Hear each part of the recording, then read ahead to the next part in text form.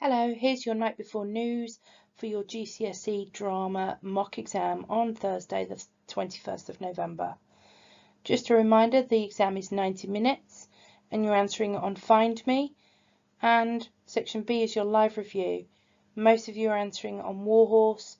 Noah, you'll be answering it on Peter Pan. When you get your booklet, and it is a booklet, you need to make sure you first of all go through and find the Find Me section. Do not answer questions on any other text. You find the Find Me questions. You'll find the section B at the very end of the paper. So, talking about section A, just a few important things you need to remember. Section A is completely on Find Me. When you have your questions, you need to immediately look at which extract you've been asked to read about. Read that first. You need to ensure that you answer every question except the last on that extract only. Only the final question in section A will be, will you choose which bit you write about. For the final section of section A, you can choose another extract. It can't be the same extract that you've been given. Please make sure you read every question twice, because it may be that you miss a word, an important word. Pay attention to the words that are listed in the question. If it says to state, simply state. Don't write an essay. If it says to briefly describe, briefly describe. If it says explain, then you need to explain your reasons. Pay attention to the marks awarded. If it's only giving you 1 or 2 marks, doesn't need full sentences. Make sure you write an answer per question. Don't blend the answers. So, for example, question 1 might have 2 parts. Please make sure you split your answers up to make it clear for the examiner to read. The questions with fewer marks, things that could come up: rehearsal techniques, relationship between characters, voice and physical skills, describing atmosphere of a scene, describing the characters and what's happening to them in that specific scene, describing characters' motivation in that specific scene. Remember, for these questions, you need to make sure you are referencing the given extract. Do not be general, do not be vague. You must reference the specific extract. Reminder of rehearsal techniques. If this question comes up, you can talk about hot seating, roles on paper, improvisation, or the removal of words. For voice and physical skills, here are some of the things that you could talk about. For voice, tone, tempo, volume, pace, emphasis or stress, and pause. For the physical, you can talk about movement, facial expressions, body language, posture, gait, gesture, proxemics, and eye contact. Just a reminder that movement could be the shake of a head, or placing your elbows in your knees, or something similar. This is different from a wave or a beckon. That is a gesture. Make sure you are clear. Remember the exercise where you told me what to do. You need to be really specific so it is clear what you want to happen.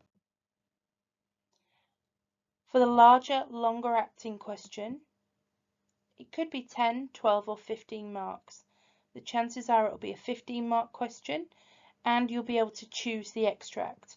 But if it's a 12-mark question, it may be you have to answer it on the question, on the extract that has already been given. Read the question carefully. You need to state which section you are writing about if you've been asked to select your own. Use the peel structure. You can see this just to the side. Give a range of quotes from your extract. For each paragraph, try to give a different quote. Make sure you're using your drama terminology when you're talking about your voice and your physical skills, your character interaction, and your motivation.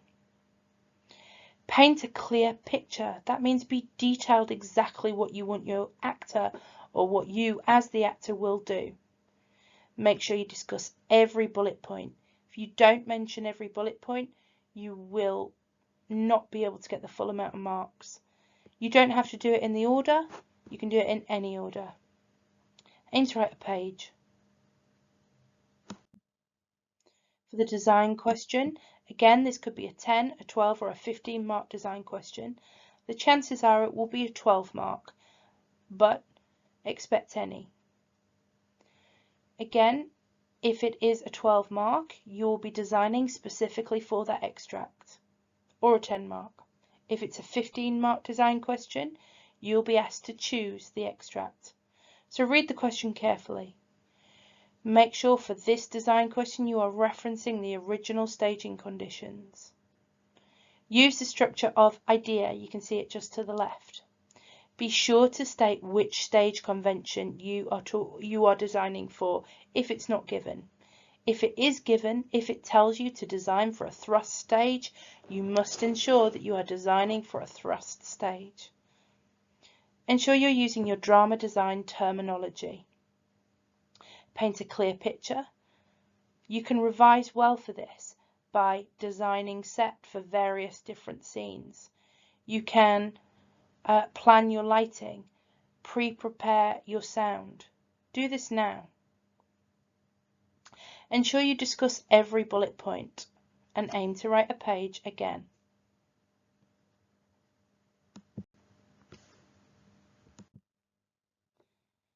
Here's a reminder of your design terminology. For your lighting, remember when talking about colours, use the word, I will use a red coloured gel. Also, when talking about specific colours, try to be more specific. So rather than just saying red, what type of red? Rather than just saying blue, what type of blue? For sound, ensure you are referencing diegetic, non-diegetic, live, recorded, and so on.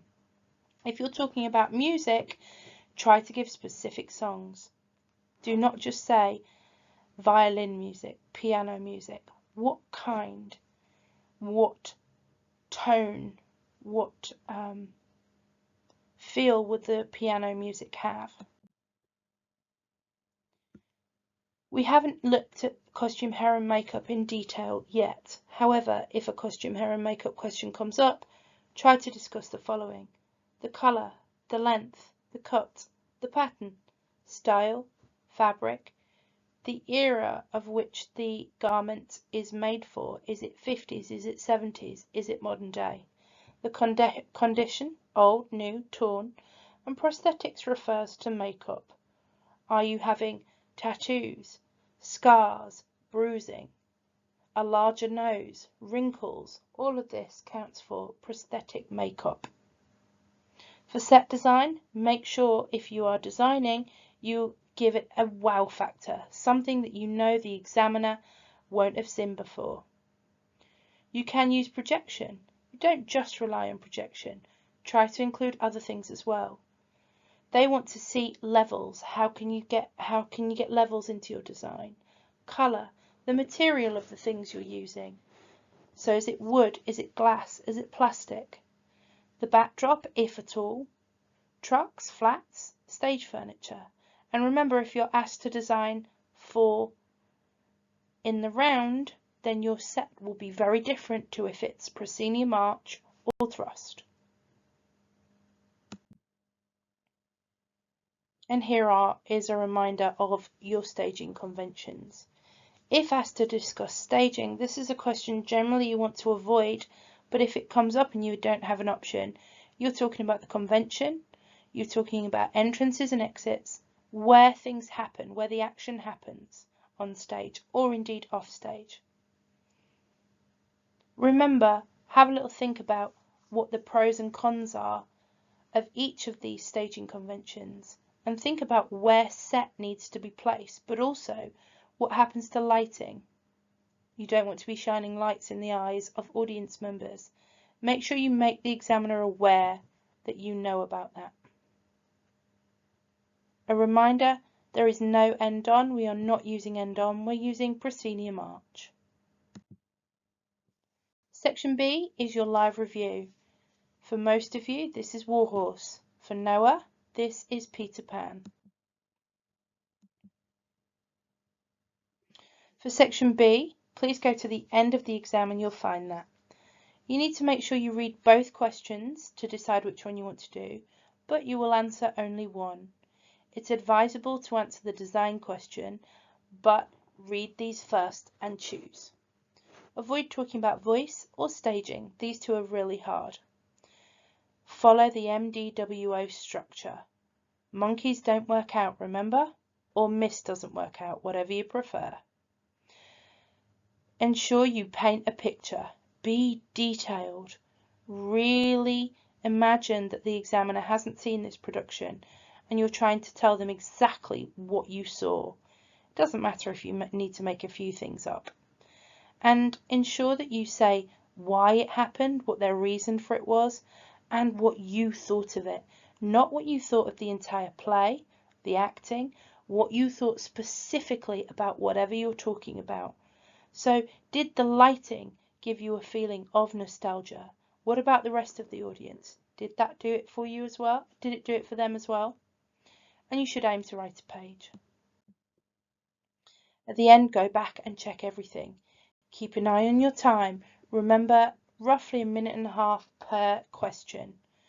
If you want to do it in a different order, that's fine, but don't leave the big questions. These are the ones that carry the most marks. And last but not least, break a leg.